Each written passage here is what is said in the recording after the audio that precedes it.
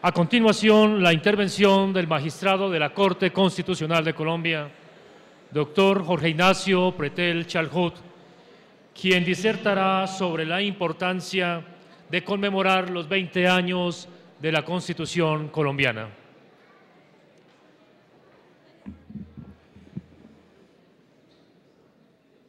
Buenas noches. Difícil tarea en estos breves minutos expresar los aspectos más sobresalientes de nuestra Constitución en estos 20 años. Encontré un camino seguro para atinar en los núcleos temáticos destacados de nuestra Constitución, invitar desde hace un mes a un gran diálogo a los exconstituyentes, exmagistrados y magistrados de las Cortes, decanos de las distintas escuelas de Derecho, profesores, periodistas e ilustres académicos, ciudadanos del común. Bella tarea de recoger qué han sentido en estos 20 años como para, repito, atinar y destacar en esta conferencia. Como resultado de ese diálogo, de ese trabajo, surgieron diversos temas. La creación de instituciones como la Fiscalía General de la Nación y la Defensoría del Pueblo, la consagración constitucional de la autonomía del Banco de la República,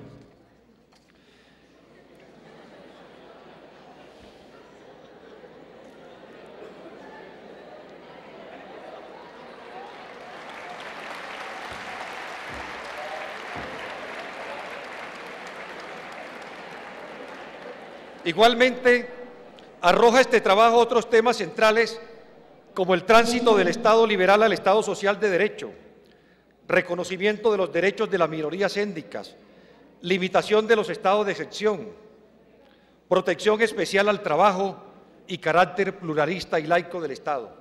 Pero me voy a referir en estos breves minutos a lo que arrojó casi que por unanimidad ese diálogo: la creación de la Corte Constitucional, la nutrida Carta de Derechos, el bloque de constitucionalidad, los mecanismos de participación ciudadana y la acción de tutela.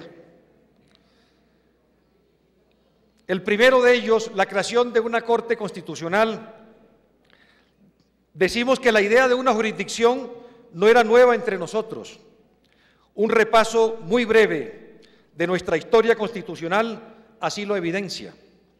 En 1957, la Comisión Paritaria de Reajuste Institucional, integrada por los doctores Darío Echandía, Eduardo Zuleta Ángel y Fernando Izaza, señalaron la urgencia de crear una Corte Constitucional distinta y separada de la Corte Suprema de Justicia. 11 años más tarde, en 1967, de la mano de una figura tan importante para nuestro constitucionalismo como lo es el doctor Carlos Restrepo Piedrahíta, se presenta la reforma constitucional que, entre sus puntos centrales, proponía nuevamente la creación de una Corte Constitucional, la cual estaría, abro comillas, situada en la más alta cumbre del Estado y la que con fuerza obligatoria para todos, personas, gobernantes y órganos, exprese el contenido de la Constitución.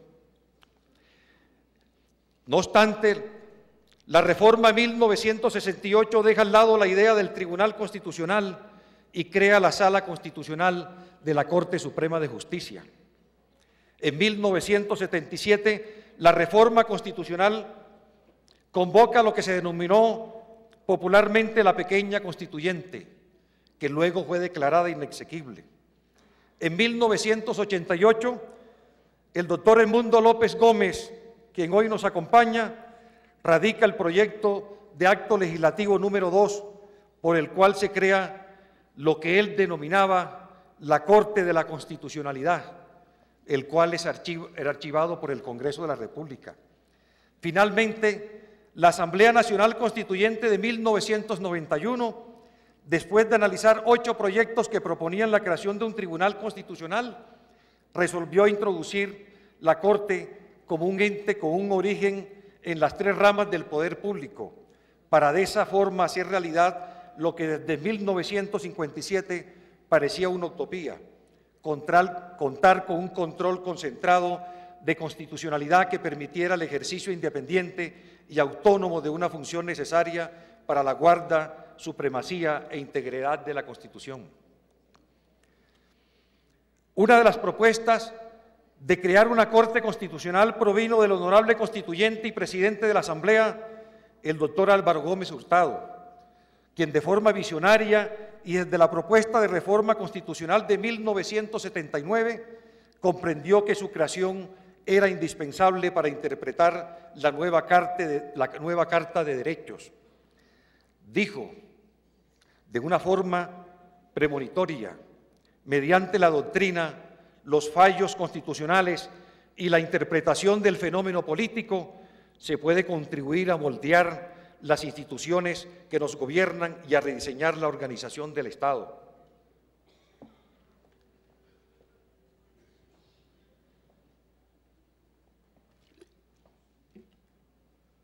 Al lado de la Corte Constitucional, quiero destacar igualmente a quienes integraron los 3 primeros capítulos de ella.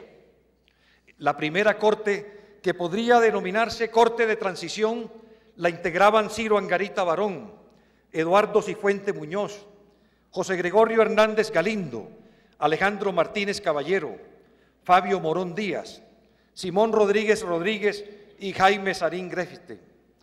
Esta Corte se encargó, a través de sus pronunciamientos, de hacerle entender al país y al Estado mismo que la Constitución fue expedida para ser observada, aplicada y que toda su decisión, todas sus decisiones, aún en ámbitos que se consideraban hasta entonces privados, debían pasar por el prisma de sus postulados.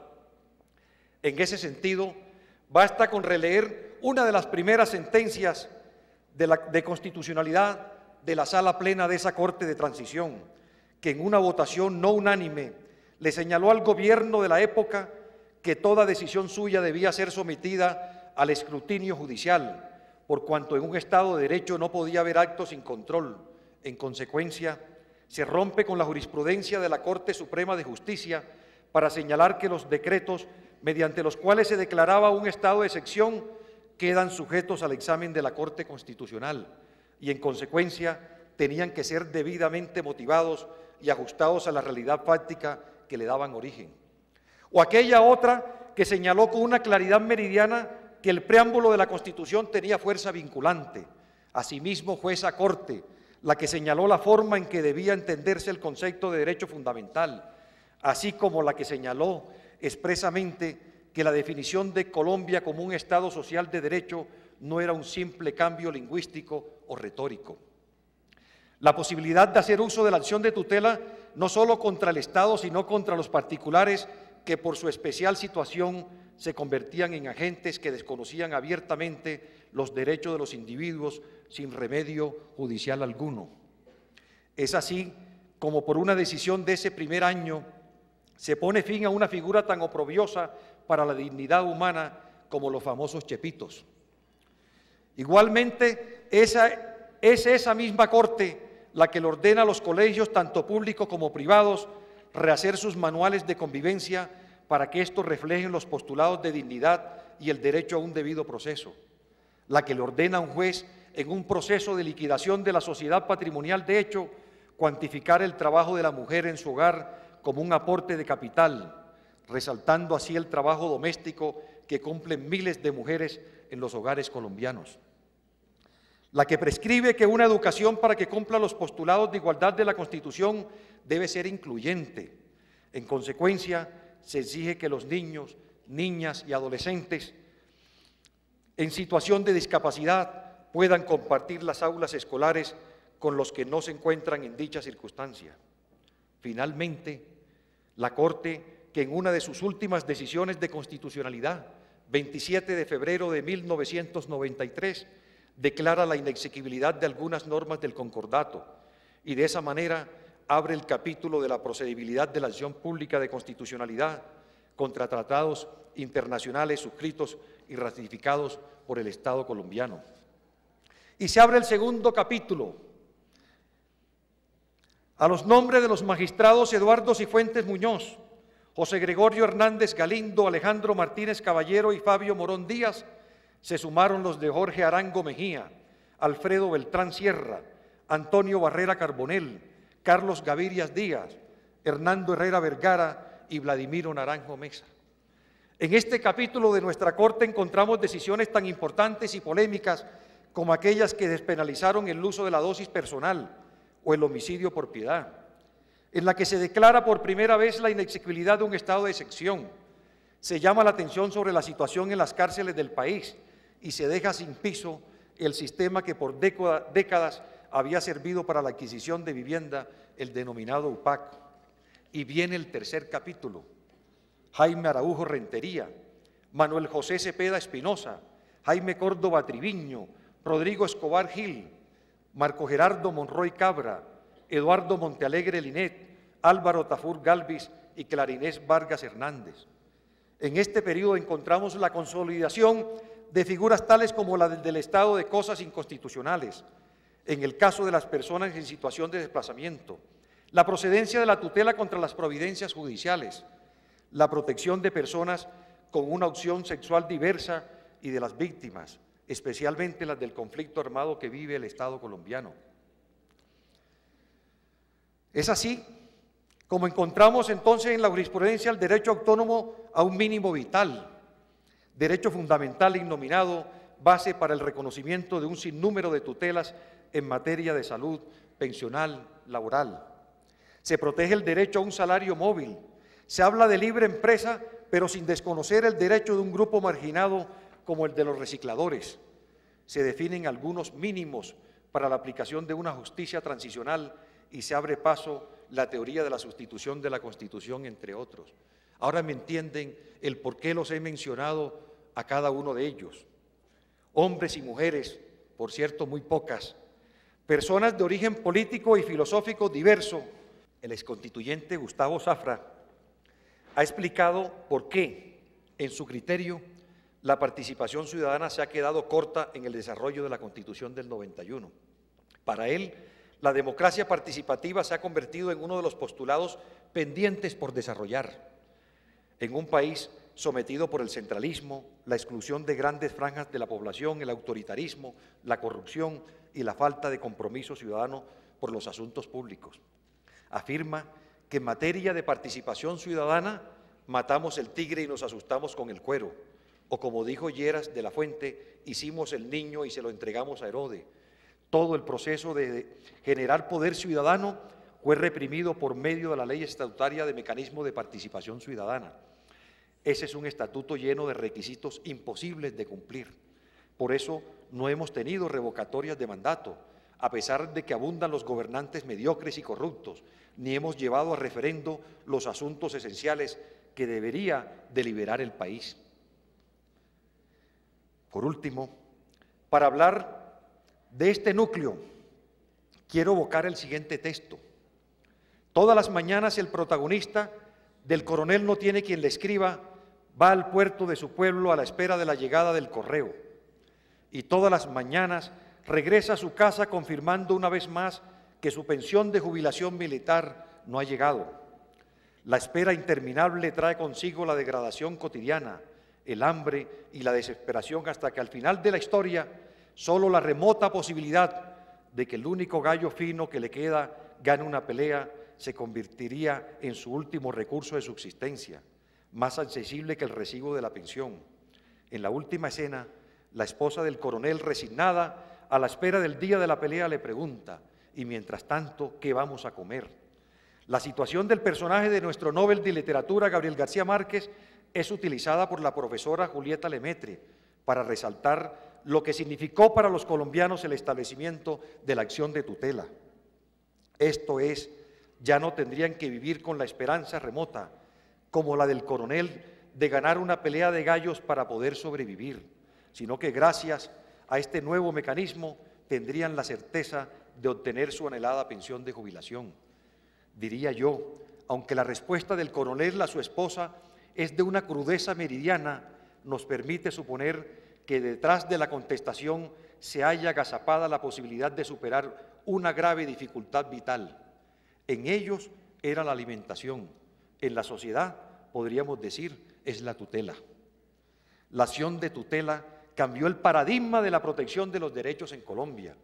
La Administración de Justicia pasa a ser el escenario en donde los actores más olvidados de la sociedad colombiana tienen la posibilidad real de acudir a un juez para resolver sus problemas, muchas veces causados por el incumplimiento de las obligaciones del Estado e incluso de los particulares. El amparo convierte problemas del ciudadano del común en verdaderos asuntos constitucionales. Las personas tienen la garantía que el máximo órgano de la justicia constitucionalidad acuda a su auxilio frente a situaciones que hace años se consideraban circunscritas a una esfera doméstica o donde no intervenía el Estado. Tan solo en el primer año de vigencia de la Constitución, los juzgados y tribunales recibieron más de 10.000 acciones de tutela, cifra que contrasta con las de 2010, año en que la Corte Constitucional recibió 410.000 tutelas. Y eso gracias a que cualquier persona, por humilde que sea, la puede interponer sin necesidad de un abogado ni trámite especial alguno. Y creo que esto debe seguir así.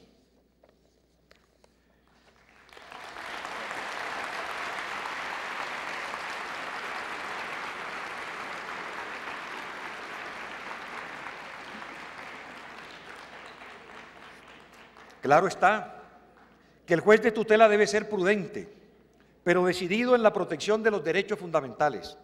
En este sentido, la tutela no puede reemplazar la importante función de la justicia ordinaria. Tampoco está llamada a desplazar las funciones de todos los órganos del Estado. Debe controlarse los posibles abusos en la interposición del amparo, y las órdenes a tomar por el juez constitucional no pueden ser simplemente expectativas ilusorias de imposible ejecución. No obstante, la Corte Constitucional debe continuar defendiendo con ahínco la vigencia de los derechos fundamentales. Así, si entre las funciones encomendadas por la Carta está la de revisar, por la vía de tutela, todas las decisiones judiciales cuando desconozcan los derechos fundamentales, incluso las proferidas por las altas corporaciones, no existe razón alguna por la cual la Corte Suprema de Justicia o el Consejo de Estado, como autoridades públicas que son, se arroguen la facultad de negarle a los ciudadanos esa prerrogativa. En este sentido, sin desconocer la probidad de los magistrados de las altas cortes, es preciso admitir que sus decisiones no son infalibles y, por el contrario, pueden excepcionalmente, como lo demuestra la experiencia, vulnerar garantías constitucionales. Mientras el Estado siga incumpliendo sus obligaciones, no existan políticas públicas claras y exista morosidad e incumplimiento de la Administración de Justicia, la tutela seguirá siendo el instrumento con el que cuenta el ciudadano para obtener, sin mayores formalidades, la protección de sus garantías frente a todas las autoridades públicas. Permítame referirle una anécdota. Pasado unos años de la aprobación de la norma que trasladaba los festivos a los lunes, buscando reactivar el turismo, algunos congresistas pretendieron derogarla.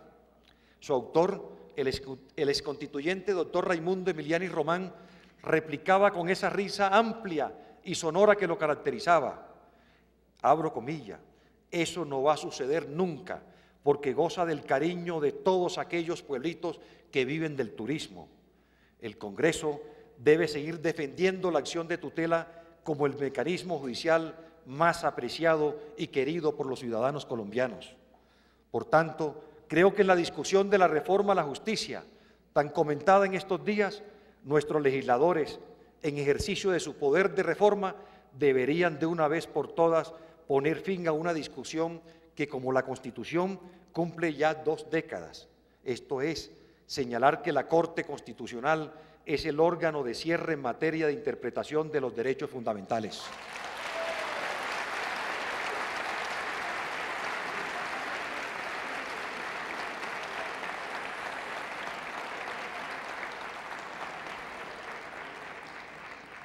No podemos olvidar, como lo señaló el profesor y magistrado Manuel Aragón Reyes, los tribunales constitucionales son los supremos intérpretes de la Constitución. Para terminar, un párrafo.